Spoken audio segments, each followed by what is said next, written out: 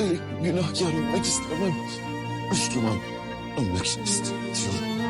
Güvenle Muhammeden Abdülü Resul. السلام عليكم ورحمة الله وبركاته. قبل هردفتوتا خيني سجنتان كنيا كان الراكون انتلا ودو هنتاني بيسا كنيا كان كرولوس أورهان كتا كل تربفا بيسا سدفاتي بيسني سدفا مال فكاتوان جامو كان اسني فيم نتها أفان أرومو تنجتشورا جل كبير رتي شينشا بورسا كيسد أبتي تيسو أورهان بهركان كبتشوران تيسون qoqqoodinsa hin obso yookaan qoqqoodinsi hin barbaachisu afjibee jedheeniiti jira. Kana jechuun teessoo kana nama biraatiif dabarsee hin kennu jechuusaati. Akkasuma yeruma sanitti Filaaviyus illee seefiin takka namni tokko isa duuba direeti jira. Sanitti aansee Orhaan bee aariidhaan masaraan isa jala dhuunfatamuu yommuu arku aariidhaan isa masaraa keessa deemaa jiru ni arkina. Akkasuma Sheenshaa itti deebi'uudhaan bulchaan magaalaa Buursaa tokkichi yeroo inni kana jedhu Faaximaan alaa Filaaviyus akka dirame yommuu gartuu Filaaviyus jechuudhaan iyyiteeti jirti. Egaa dubbiin ammallee Sheenshaa itti deebitee jirti. Sheenshaa bulchaa magaalaa kanaa tokkichi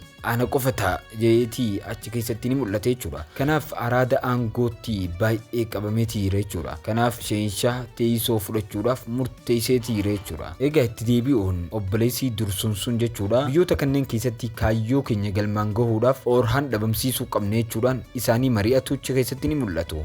Egaa Orhaan isaa fardaan deemu ni mul'ata. Akkasuma akka waan namaa wajjin haasa'uu yookaan Sheenshaa wajjin fuulduratti walitti bahanii haasawaa jiranitti ati nagantee teessoo koo fudhachuuf jirta yookaan bakka koo bu'uuf jirta isaa jedheen itti dubbatu ni garra. Sanuu fuula aarii akka malee qabuun jechuudha. Kanumaan wal qabatee iddoo dhadhaabbatanitti paaspoortiin isa jala yeroo takkallee dhabamtee hin beektu. Sheenshaa loluudhaan eeyyeen anaatu bakka kee bu'ee hundeeffama jedheeni loleeni isaa loluun ni mul'ata. Akkasumas yeroo sana qophatti wal duratti bahaniiti jiran. Lolli kun eenyu irratti hundaa yookaan eenyutu injifateettaniiti yaaddu. Sheenshaa hidhaa akka malee yookaan uggura akka malee waan Orhaan irra kaayee jiru fakkaata. Orhaan deebi'ee isaa lolaa jiru ni garra. Dhiiga koo haga isa dhumatti illee yoo dhangalaaste illee gantummaa kana akka kafaltu siin godha isaa aariidhaan jiru ni mul'ata. Sanuu lola ajaa'ibaa keessa jiru. Sheenshaa akka gatii gantummaa kafalu akeekachiisaa jira jechuudha. Egaa lolli baay'ee lola ajaa'ibaatiitu jira. Kutaa 17ffaa as deemu keessatti jechuudha. Akkasuma Faaximaa fi Alaaddiin faalleen masaraa keessa ittisa isaan godhaa jiranillee ni mul'ata. Kanumaan wal qabatee Orhaanii fi paaspoortii isaa ari'aa jiru. Intala kana duraa keessa yookaan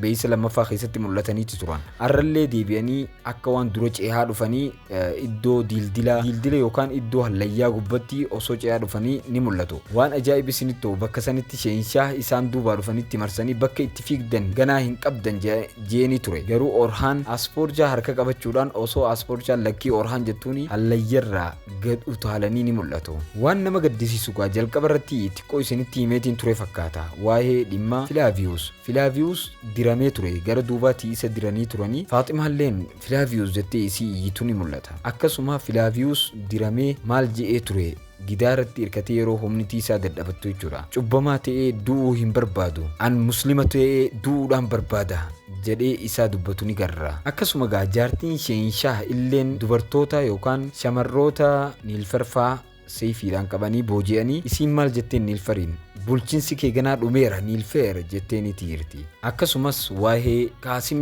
ilma Orhaan Bey kanaan dura dubbannee jirra. Kaasimillee isaa kabalee lafa buusu ni garree jechuudha. Achii booda maaltutti anseeta kan waliin ilaallu ta'a jechuudha filima keessatti. Sheenshaa maaluun haatumfatti seefii qabachuudhaan hundi keessanuu yookaan dubbii keetiin itti gaafatamtan jeeni isaa akeekachiisu ni mul'atu. Akkasuma Filaaviyus illee yeroo dhumarratti shahaadaa qabachuudhaan akka du'etti ni mul'ate jechuudha. Kabajamtootaa fi hordoftoota keenya beeksisni keenya kana fakkaata. Yoo beeksisni keenya isinitti tore laayik godhuu hin dagatinaa. Akkasuma xiinxala keenya kan beeksisa sadaffaa yeroo gabaabatti qabannee kan isiniif dhufnu ta'a. Warroonni xiinxala keenya eegaa jirtan koomentii jalatti xiinxala jechuudhaan nu barreessaa. Galatooma.